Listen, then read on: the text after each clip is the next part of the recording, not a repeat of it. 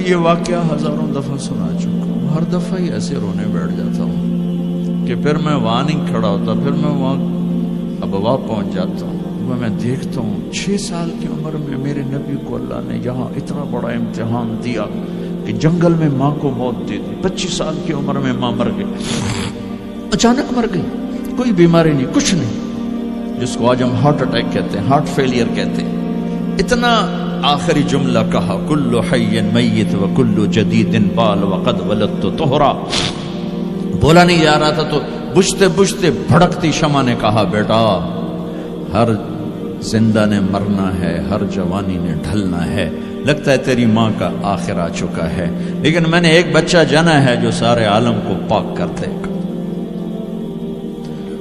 اور شمع خاموش ہو گئی۔ کس طرح انہیں دفن کیا، میں وہاں کھڑا یہی سوچتا رہا کہ یہاں قبر بنائی کیسے ہوگی۔ پتھر ہیں، کوئی لوگ گزرے ہوں گے یا پتھر جوڑ کے۔ جب ام ایمن نوکرانی ساتھ ہیں، وہ ان کو لے کر نیچے اتری، اونٹنی کے قریب پہنچی تو آپ نے ہاتھ چھڑایا اور پھر بھاگے، پہاڑی پہ چڑھ گئے۔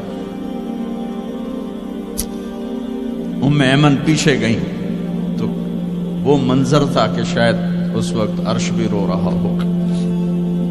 اللہ کے نبی نے ماں کی قبر کو چمٹایا اور سینے کے ساتھ قبر پہ ایسے گرے پڑے جیسے۔ اور جب ام ایمن قریب آئیں تو وہ نوحہ کہہ رہے تھے کہ پتھر بھی پگھل رہے تھے کہ ماں جی آپ کو تو پتا تھا آپ کے سوا میرا کوئی نہ تھا، آپ مجھے چھوڑ کے کیوں چلے گئے، آپ مجھے چھوڑ کے کہاں چلے گئے۔ ام ایمن نے اٹھانا چاہا، انکار کر دے گا، میں نہیں جاتا، میں نہیں ماں کو چھوڑ کے جاتا۔ کھینچ کے لے گئی، گھسٹتا ہوا بچہ پہاڑ سے اتارا۔ 2 دن روتے روتے مکے کا سفر ہے، پھر کھانا بھی بند ہو گیا، پینا بھی بند ہو گیا، سوائے زمزم کے چند گھونٹ پانی کے سارا دن نہ کھاتے تھے نہ پیتے تھے، اکیلے بیٹھے رہتے، نہ ماں نہ باپ نہ بھائی نہ بہن۔ اللہ 57 سال کے بعد ماں کی قبر پر پہنچے اور قبر کے سرہانے آ کر بیٹھے، گوڈے اوپر اٹھائے اور ہاتھ یہاں رکھے اور سر گوڈوں میں دیے، جیسے چھوٹے بچے رونے کی پوزیشن بناتے ہیں۔ یہ چھوٹی جگہ میں دکھا نہیں سکتا، اور پھر جو رونا شروع کیا، اتنا روئے کہ ساری داڑھی سارا سینہ آنسوں سے بھر گیا، جیسے کوئی معصوم بچہ، جیسے 6 سال کا محمد رو رہا صلی اللہ علیہ وسلم۔ اتنا روئے کہ وجود ہل گیا، اور پھر فرمایا کہ میں آگے نہیں جاؤں گا، میں رات یہیں رہوں گا۔ تم کیا جانو رشتے کیا ہوتے ہیں، تمہیں صرف پونڈ گننے آتے ہیں۔ تم سے مراد میں بھی اور سارے بھی، کہ ناراض نہ ہو جاؤ، ساری امت کا یہی حال۔ رات وہاں گزاری، ہائے کیا کہہ رہے ہیں، کاش میری ماں کبھی ہوتی، میں ایسی خدمت کرتا کہ بریڈ فورڈ والے بھی یاد کرتے، میں ایسی خدمت کرتا کہ میں عشاء کی نماز کے مصلی پر کھڑا ہوتا اور سورۃ فاتحہ پڑھ رہا ہوتا، اور پھر ادھر سے میری ماں کہتی محمد، تو میں نماز توڑ کے کہتا لبیک اماں جی، ماں جی حاضر ہوں، ماں جی حاضر۔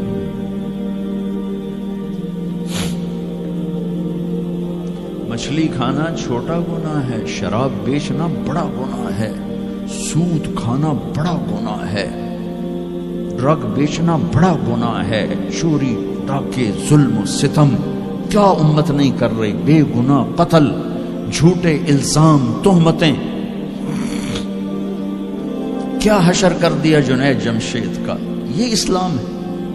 اتنے نیک انسان، 17 سال سے اللہ کا نام لینے والا، اس پہ گستاخ کی تہمتیں، یہ امت کیا منہ دکھائے گی اللہ اس کے رسول کو، کہ جس نے منافقوں کو سینے سے لگایا، عبداللہ بن ابی جیسوں کے جنازے پڑھ دیں. کہاں چلے گئے, کہاں ڈوب گئے. اتنا زوال, اتنی اندھیری رات ہے کہ امید ہی ختم ہو گئی کہ پتہ نہیں دن بھی چڑھے گا.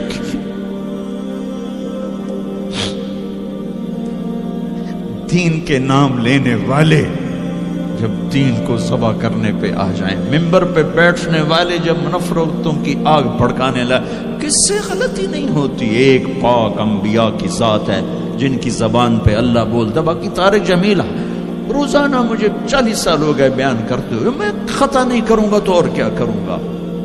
مجھ سے پوچھو تو صحیح, میں غلطی سے کہہ گئے, جان بوجھ کے کہہ گئے, ہو سکتا میں نے غلطی سے کہہ دیا. اللہ نے توبہ رکھی ہے, کفر کی توبہ. میرے میں درد سے بول رہا ہوں, زوال ہے, زوال خوفناک زوال ہے. جب ممبر پہ بیٹھنے والے دین سے اتنے دور چلے گئے. طلیحہ نے نبوت کا دعویٰ کیا اور لڑائی کی صحابہ سے. عکاشہ بن محسن جیسے بدری صحابی کو شہید کیا, اتنے بڑے مقام کے صحابی کو شہید کیا. اور حضرت عمر کے زمانے میں توبہ کرنے آیا, آپ نے گلے لگا لیا, توبہ تو سب کفر کے نبوت کے دعوے. میرا اللہ کہتا میں تو ہر بیان میں کہہ رہا ہوں کہ دھرتی گناہوں سے بھر کے ایک دفعہ کہو یا اللہ میری توبہ, تو اللہ کہتا جاؤ سب معاف کیا. یہ میں زوال بتاؤ. آج امت کتنی پستی میں چلی گئی ہے, کس قدر فرقہ واریت نے ایک اجتہا کی شکل اختیار کر لی ہے. ایک دوسرے کو سلام کرنے سے کافر کافر کافر, کتے خنزیر. میرا نبی ایسے بولتا تھا. میں انسان ہوں, بول رہا ہوں, بولتا بولتا کوئی غلط جملہ بول سکتا. گستاخی کا جان بوجھ کے کرنے والا یقیناً دارہ اسلام سے عمل چھوڑنے سے آدمی کافر نہیں ہوتا. گستاخی کرنے سے, نماز چھوڑنے سے کافر نہیں ہوتا, گناہ گار ہے. نماز کی گستاخی کرنے سے وہ دارہ اسلام سے نکلتا ہے, لیکن اس کے لیے بھی توبہ کا دروازہ کھلا ہوا ہے. لیکن یہ کتنا تعصب ہے, نفرت ہے کہ ایک آدمی کی 17 سال کی پاک زندگی کو ایک غلطی پر کفر بنا دیا. یہ گراوٹ ہے, زوال ہے. ہمیں بندر خنزیر بنانے کے لیے فرقہ واریت ہی کافی تھی. اس کملی والے کو دعائیں دو جس نے حسن حسین کو ذبح ہونے دیا. تمہارے لیے میری امت کے ساتھ کیا کرے گا, پوچھ کے ہو. اور وہاں سے جواب آتا ہے ساتھ دوں گا. ایک لمحہ جہاں سانس کا تار ٹوٹتا ہے, اس کے اگلے لمحے طارق جمیل ہٹ کر میت آ جاتا, مولانا ہٹ کے ڈیڈ باڈی آ جاتا, ہاتھوں سے اٹھا کر زمین کی تہ میں دبا کے واپس آ کر. کسی کو یاد نہیں ہوتا کوئی ماں تھی جو راتوں کو تڑپتی تھی, کہیں بھی کوئی یاد نہیں کرتا کہ کوئی تھا, کسی کو یاد نہیں آتا ہے. یہ بے رحم دنیا کا بے رحم قانون ہے. لہذا جنہوں نے بے وفائی کرنی ہے ان کے لیے اس وفاؤں والے اللہ کو نہ چھوڑو. جنہوں نے بے وفائی کرنی ہے ان کی وجہ سے وفاؤں والے محمد مصطفیٰ صلی اللہ علیہ وسلم کا دامن مت چھوڑو. جس دن اللہ کے سامنے پیش ہونا ہے وہ میری آپ کی عزت اور ذلت کا فیصلہ ہے, کامیابی ناکامی کا فیصلہ ہے, بلندی اور پستی کا فیصلہ ہے, جنت اور جہنم کا فیصلہ ہے. یہاں چیزوں کو تولا جاتا ہے, لوگوں کو ڈالر میں تولا جاتا ہے, سونے چاندی میں تولا جاتا ہے, گاڑیوں گھر میں تولا جاتا ہے. وہاں اللہ عمل میں تولے گا, بول میں تولے گا, اخلاق میں تولے گا. یہاں چیزوں کا وزن ہے, وہ بے وزن ہو جائیں گی.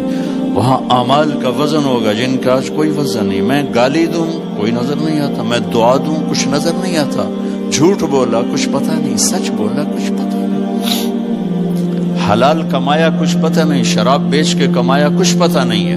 دونوں طرح نظام چلتا ہے, شراب کے پیسے سے بھی گھر چلتا ہے اور محنت مزدوری سے بھی گھر چلتا ہے, لیکن اوپر ایک سسٹم چل رہا ہے. اقرأ کتابک کفی بنفسک اليوم علیک حسیبا.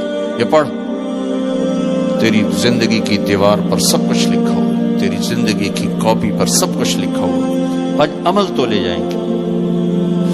فمن ثقلت موازینہ فاولئک هم المفلحون، جن کی نیکیاں بڑھ گئیں وہ کامیاب ہیں۔ ومن خفت موازینہ فاولئک الذین خسروا انفسهم فی جہنم خالدون، جن کی نیکیاں گھٹ گئیں وہ ناکام ہو گئے۔